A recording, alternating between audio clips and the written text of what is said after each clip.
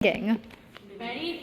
Yes. Okay, and go. Once upon a time, there lived a woman of a certain age. Excuse me, narrator girl. I have never been a woman of a certain age. I will never be a woman of a certain age.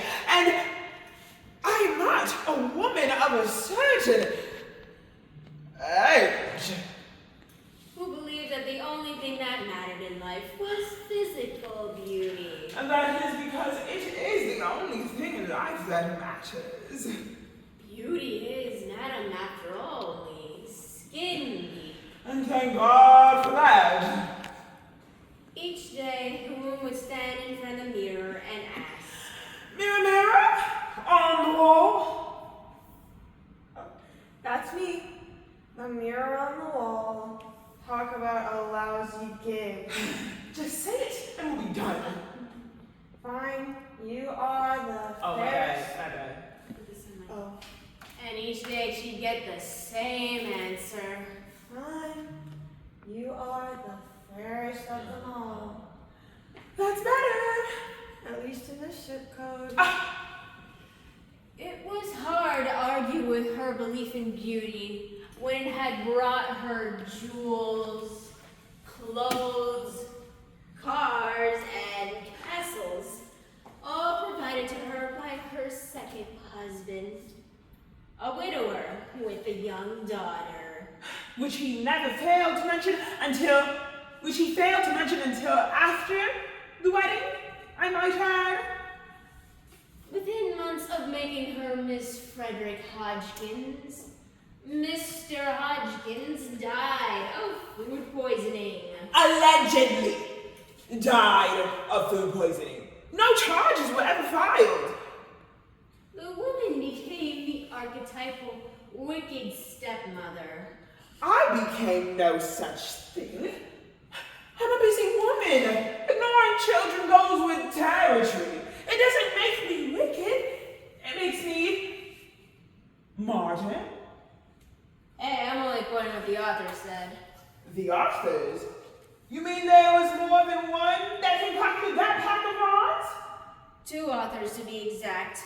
Martin and Bernard Grimm. Marty and Bernie Grimm.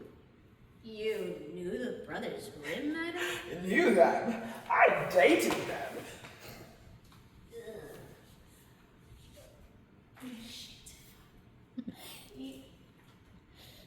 Day after day, month after month, year after year, the woman would stand in front of the mirror and ask, Mirror on the wall. Who's the fairest of them all? Why couldn't I think Cameron Diaz's mirror talk about a great gig? Just answer the damn question. Okay, but you aren't gonna like it. Of course I will. One never tires of hearing that one is the fairest in the land. Oh boy. Well, you see, mistress, it's like this. You're not the fairest in the land. Of course I am. Who could be more fairer, more beautiful, more sexier than one?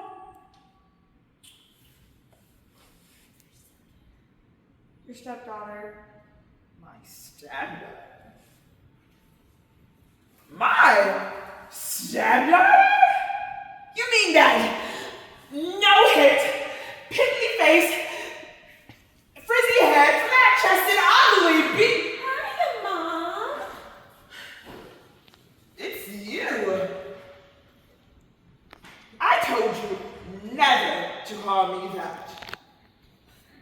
the woman had not only been replaced, but rudely and abruptly shoved aside, her beauty paling in comparison to that of her younger, prettier, and firmer, tighter, and very, very, very hot stepdaughter. Oh yeah? No one replaces me. No one. Face facts, mistress. Time and gravity march on. You forget who you're dealing with. Pushed to the breaking point, the woman produced a large needle, on which she used to prick her stepdaughter's finger. Bing. Like, ow. Within seconds, the stepdaughter fell fast asleep. Let's try this one more time, pal. Who is the fairest in the land? Whatever you say, lady, whatever you say. As time passed, the legend grew of the beautiful princess who could only be awakened through the kiss of a handsome prince. Many had tried, and they all failed. But they still came anyway. Prince 203!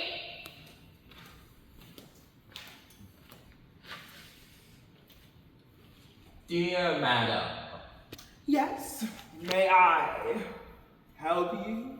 may I present myself? Well, I certainly hope so. I am a prince. Prince Charming to be exact. And a very handsome prince indeed. She said flirtatiously. I prefer girlishly in your dreams. I have come to lay a kiss upon the cheek of Sleeping Beauty and claim her for my bride. Of course you have. She's upstairs, second door to the right. Just listen for them snoring, and maybe, perhaps, when you're done, we can sit down and have a little glass of wine and talk. For God's sake, you're old enough to be his. One more word of you, and I'll have you cut it up into reviews. Yeah, go spend the rest of your sorry days staring backwards in traffic. I love it how you pet the mirror. A little bit of lip gloss, a little bit of mascara. How about some plaster of Paris? I always wanted to be a princess. When haven't you been a princess? And when his father is stricken with food poisoning, I'll be queen. Queen Evelyn has a nice ring to it, don't you think? Oh, and the ring, it's gotta be big. It's gotta be huge. Ah, you buggies. That's what she said. Only equal in size to your delusions. Uh-oh. What is it? Too much blush, is that it? If I were you, Queen Evelyn, I wouldn't turn around. Hi, Mom. It's you. You're up. Yeah, Princey asked me to marry him. Marry? You? Yeah, isn't that cute?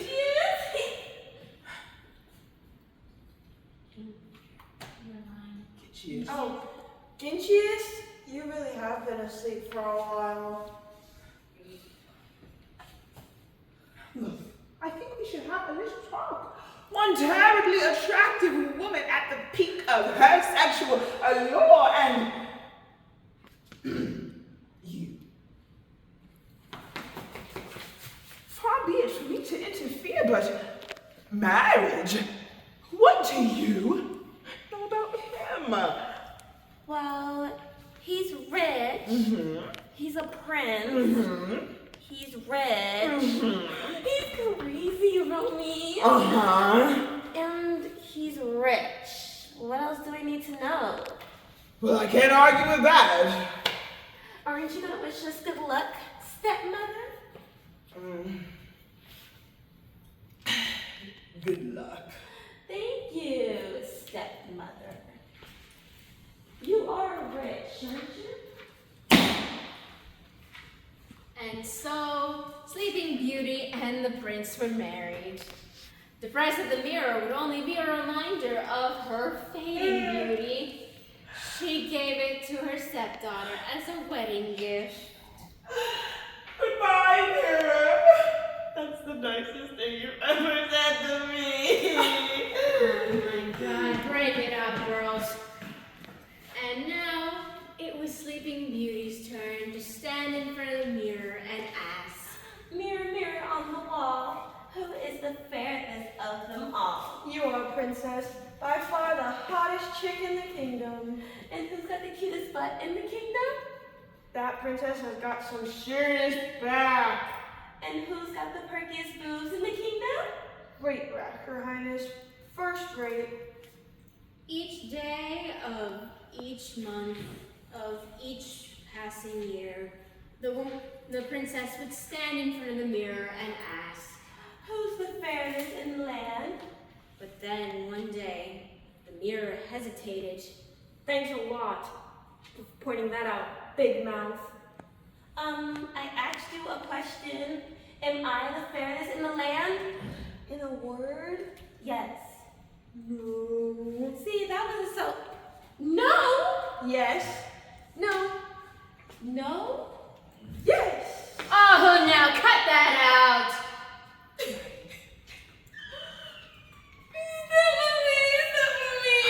What is it, stepdaughter? Who told you that? Why, that mean old mirror, I should have had it sold on eBay years ago. Yeah, go ahead. Blame it on the mirror. You find one gray hair, it's the mirror's fault.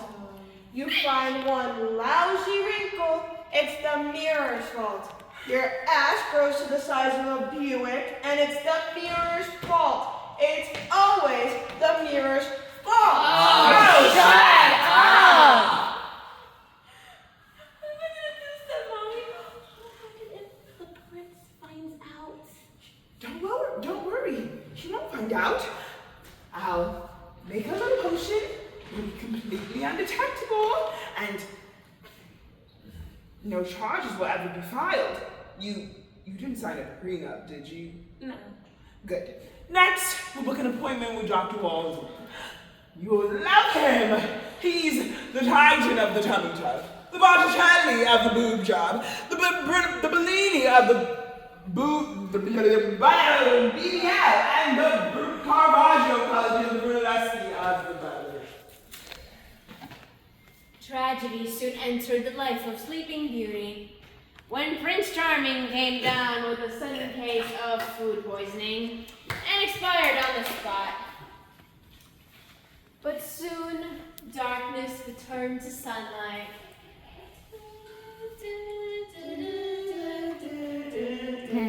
As Sleeping Beauty would marry Dr. Marvin Waldman, with offices in New York, Beverly Hills, and Miami Beach. As for the woman of a certain undeniable youthfulness, she married the handsome narrator. The very, very handsome narrator. And they all lived happily ever after. Talk about your fairy tales. What about the mirrors? Did she get her happily ever after? Did you ever ask yourselves that? Having to inflate the overinflated egos of these liposuction, silicone injected, Botox addled. Oh, shut up!